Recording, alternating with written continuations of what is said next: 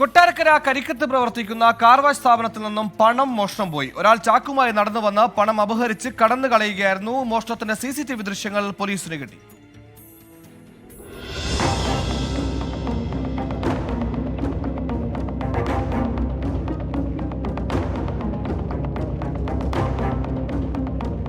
കഴിഞ്ഞ ദിവസം പകൽ 1 മണിക്കായിരുന്നു സംഭവം.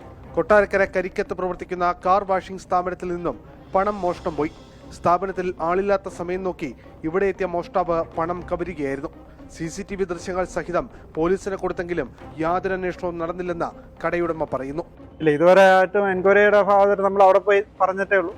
ഇതുവരെ ഇങ്ങോട്ട് എൻക്വയറി ആയിട്ടൊന്നും വന്നിട്ടില്ല. CCTV നമ്മൾ റെക്കോർഡിംഗ് എല്ലാം അവിടെ ഹാൻഡ് ഓവർ ചെയ്തിട്ടുണ്ട്. അജയൻ എന്ന ജീവനക്കാരൻ മാത്രമായിരുന്നു സ്ഥാപനത്തിൽ ഉണ്ടായിരുന്നത്. വൈകുന്നേരം കളക്ഷൻ തുക നോക്കിയപ്പോഴാണ് പണം കാണാതായതും CCTV ദൃശ്യങ്ങൾ പരിശോധിച്ചത്. കൊട്ടാരക്കര പോലീസിൽ പരാതി നൽകിയെങ്കിലും അന്വേഷണത്തിന്റെ ഭാഗമായി പോലീസ് സ്ഥലത്തെത്തുകയോ മൊഴിയെടുക്കുകയോ ചെയ്തിട്ടില്ലെന്ന് കടയുടമ പറഞ്ഞു.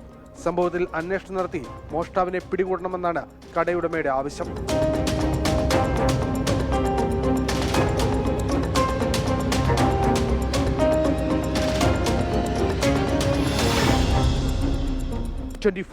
കൊല്ലം.